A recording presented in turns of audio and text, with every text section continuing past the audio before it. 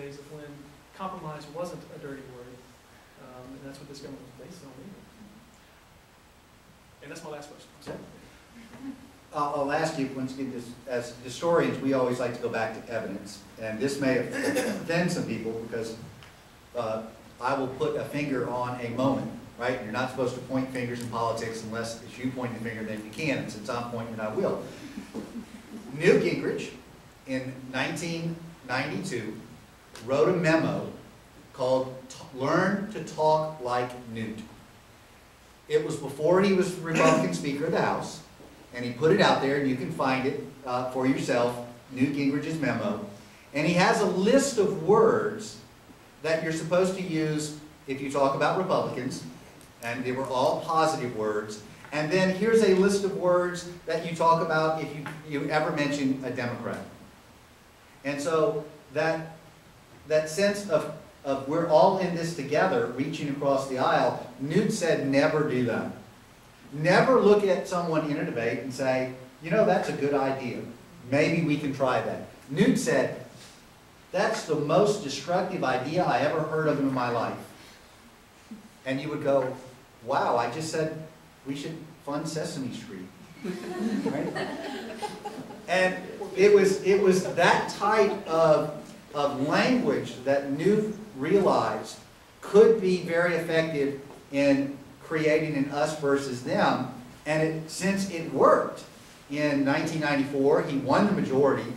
It worked with George Bush running in 2000. That type of campaigning became essential in politics to differentiate. Never say anything good about your opponent. Always say things good about yourself. And your party. And that became a feature that had not been there in the previous at least 40 years of politics. Am I still taking notes? Wheel your ego out of here. Do you feel that the timing of a negative advertisement could make a difference in regards to the effectiveness that it would have on the intended audience? For example, later in the campaign versus earlier in the campaign. Yeah, I think recency matters. I mean, you know, that's your last word. And so I think if it's later in the campaign, then it certainly does, you know, it's the last thing in your mind before you go and vote in the election. But, you know, it's kind of interesting. The negative ads really do stick with us anyway, I will say. So what's interesting, though, with the negative ads is that over time, we actually disassociate the ad with who put it out there. We just remember the ad. And so it does, you know, always stay in the back of our mind. But, you know, if you have that at the beginning of the campaign and then all positive, yeah, it may be in the back of my mind, and I don't know quite where I heard it, whatever, and then I'll go vote. But if that's the last thing I see is, you know, poor Big Bird, right, in the latest ads. If these are the types of ads I see as I'm going into the voting booth, then that's definitely going to be what comes to my mind first when I'm going to cast a vote. And remember, Romney said he liked Big Bird, but he was still firing. So, yeah, I agree. I mean, I don't see how it's something you could disagree with. Again, it depends on what your message is and what audience you're trying to attach that message to. And yeah, but obviously the last thing you hear is going to be the most important thing in terms of the election. I'll just narrow it down even closer for you. If you see a 30-second ad and the politician says, I approve this message first, it's a negative ad before you even watch it. Because they want to get their name out first and be away from it, and then the negativity comes later. If the politician says in the last 30 seconds, I approve this message, it was a positive ad. And once again, that's within does the timing make a difference? In that 30 seconds, that timing makes a difference. When it comes to speech delivery, we always focus on the body of the speech, because obviously that's where you're going to spend the most of your time, and recency is one of the ways you present. But you also got to think about primacy, and we kind of covered that in the beginning. You've got to start strong with your own personal image.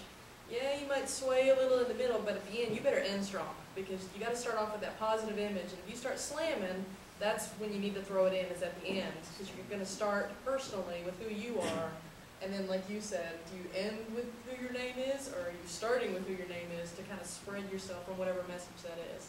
So you've got to be very clear and have clear-cut plan for what message you introduce when, because the speech that they're going through, if it was a timeline, we're coming close to the end now. So how are they going to end up when this is all said and done?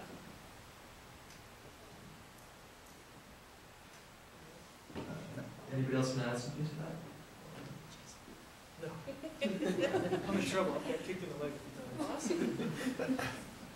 What is the best advice that you give to the voting public on how to make the best decision about ad campaigns, positive or negative? For voters who currently abstain, how would you convince them to begin actively participating in the electoral process? Yeah. A doubleheader. The best advice I think we've hit is to do your research. Do not rely on other people, even if they're trusted friends and family, to make that decision for you. Because your vote is going to be the one that counts. And if it adds to them because it's your choice, that's fine. If it detracts for them because it's your choice, that's fine. But the key is, it was your choice. If you are not actively participating, then you can't say anything when it doesn't go your way, is my opinion. If you didn't put your voice out there, nobody heard it, so we didn't do anything about it. So that's frustrating to begin with. If you're confused by all the politics and the jargon, my advice is to find the issues that mean the most to you and focus on that. Look at each of the candidates and what they say about it. What have they done about that? Where's their money gone? Are they supporting it? Are they against it? Because if it matters to you, that may determine who you're going to vote for. You start weighing, well, I'm for this and against that, and this candidate has more of what I'm looking for. There's your choices. So please do your research and find the topics that matter to you and go with that. If you're not sure about this whole big picture, start small with those individual things that really matter to you as a person. How many of you watch Charlie Brown? Raise your hand. Charlie Brown, right? Know the teacher in Charlie Brown? Wah, wah, wah, wah, wah. How many people think politicians sound that way? Yeah? Right? It's, How many are afraid to raise that's their fine. hand? You know, now, that comes from, you know, one thing is some of them intentionally talk that way to obscure what they're talking about. But some of it just comes from good old-fashioned not knowing what they're talking about. And so I describe it like jumping into the river to try to swim. Imagine they just opened the dam and all of a sudden you jump into the river to swim. What's going to happen to you when you get into the water? You're going to feel like you've just been swept away by this big current. But then as you get further and further away from that dam, all of a sudden things start calming down. And you start getting familiar with what's around you, and you can then enjoy the rest of your swim. That's what it's like with news. At one point in your life, some point in your life, you're going to have to jump into that river as it's moving really, really fast, and you're going to tumble over yourself. And what I would recommend you to do is to take a half an hour a day and put on National Public Radio. You can find it through KERA out of Dallas. There's a KCCU out of Cameron. There's a booster station here in Sherman, 96.3, 99.3. Pick any one of those channels, put it on your car radio when you're driving around for a half an hour, and there's Morning Edition, which goes on from like 6 o'clock in the morning till 9 o'clock in the morning. In the afternoon, it goes on from 3 o'clock in the afternoon till 6 o'clock in the afternoon, and they redo stories. First part of the news is a 10-minute overview, real brief stuff, and then there are 3 major stories where they go in depth and walk you through something. And I guarantee, if you take that time, just a half an hour a day, eventually you will start to realize what they're talking about. You'll start recognizing names, start recognizing issues, and you'll get a sense of familiarity. And especially if you start doing it now, in 4 years for the next election, I know you will be much more comfortable, and they won't sound like Charlie Brown's teacher all the time. Yeah, I agree completely with what both of you said. I mean, just ignore all the white noise right now, because that's all it is at this point almost. And you know, even to add to that, go to Republican website, look at their platform, look at the Democratic platform, and then go out to find some group that's addressing issues you're concerned with, like Brandy was talking about. And you know, ladies, go to the League of Women Voters, right? Yes. They've got a great website and an actual, a newsletter that comes out that breaks down the party's positions on issues that are important to women in the United States. I mean, and there's surely you can find something in there that addresses concerns in your life.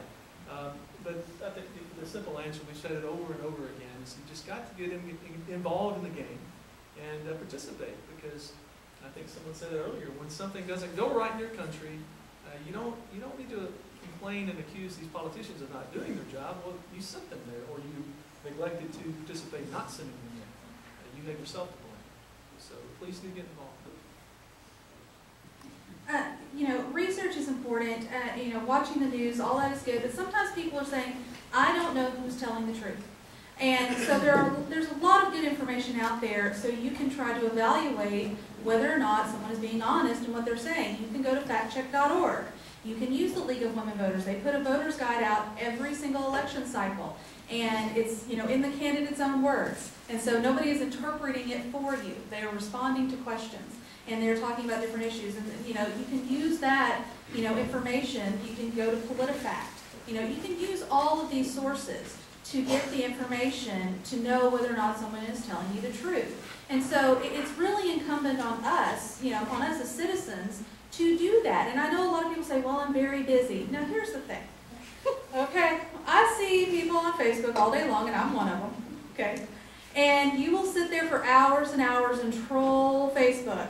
And you could have looked up some information about something that actually matters in that amount of time. You know, you will spend time looking at every car out there. You will spend weeks and weeks and weeks researching before you go and invest your money. Knowing who is going to be leading your country is important, because that's going to determine whether or not you're going to have a job to be able to buy a car.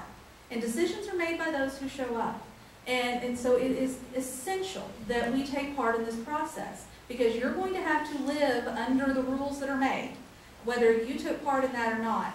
And so you may as well have your voice be heard. You know, the people who really show up and vote are, of course, older Americans. They're the ones who are our consistent voters. And I always ask my students, would you let grandma or grandpa tell you what clothes to wear, what music to listen to, or which friends you could have? And the answer is always no. Well, then why are you letting them choose your leaders for you? It's the same thing. And so you have to take part in the system. My students are working on the course materials. Can I say one more thing on that? No. Please, this is not I'll bring my students on. Which reflects on the professor. Now, what I would say is, you know, one thing that we need to be aware of and be careful with is that, you know, I heard the word truth, right? Americans always say we want truth from our politicians, but when you get it, you never vote for them. Nope. Because it makes you feel uncomfortable. So when you do get engaged in this game, be prepared to feel uncomfortable. You know, and depending on what party you affiliate yourself with, when you start digging, you're going to come across something that makes you feel uncomfortable about your own party. You need to be ready to accept the fact that maybe you don't agree with everything that your party's pushing. And maybe it may completely make you reevaluate where you need to be. So that's part of that growing process. And so be ready. All right, we have a few minutes left. If anybody has any questions for the professors. Decisions are made by those who show up. It's like class, man. Anyone have any questions? I have a question. You talked about negative campaigning. Did you have any information that stated in the hard economic times do negative campaigning go up? Do the negative campaigning go up, or was there any factors in there that stated when negative campaigning was more intense, I guess, is the question. Yeah, for those who may not have heard, she's asking whether or not we see negative campaigning go up during times of economic crisis. And yes, you actually do see that, because we already have that fear built in because we don't know what's coming in an uncertain economy. And then when you have these negative ads, it just plays upon that fear, and they're more effective in that regard. So you do see an increase in those times.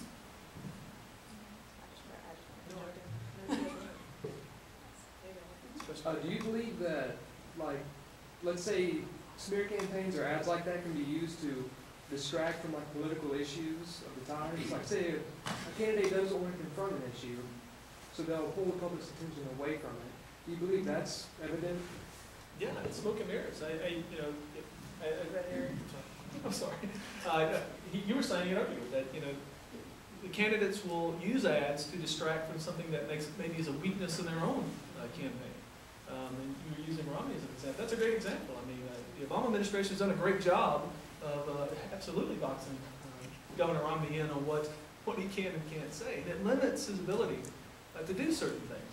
So, yeah, absolutely. You saw it with John Kerry when you mentioned the SWIFT votes earlier. The SWIFT vote campaign was all meant to make sure that in a time of war, John Kerry did not talk about his military record. And when he did, people had negative images about his military record. When in fact, he was a hero. He came back with Silver Star of Valor and did some pretty incredible things, went into some situations that I know I wouldn't have wanted to go into. And by using the SWIFT vote campaign, very effectively shut him down. When it comes to the speech and debate world, we got a couple different terms we throw around for what you're asking. Red herring comes out where you ask me a question, but I'm going to answer focusing on something else because I don't want to talk about that. So I'm going to sway you away and answer it this way. In debate, if you're doing any kind of cross-examination, it's called a pivot. I'm going to turn you away from it and focus on something else that you did instead of answering something I'm not comfortable talking about. So that's in our debate kind of world. Those are the two terms that come to mind to dodge topics like that. There were a couple of questions. Yay. I was wondering, you were talking about how candidates and politicians in general have got a lot more into a versus mentality than a let's, compare ideas and et cetera. How do you think that's affected Americans in this country? I mean, do you think it's changed the dynamics as far as people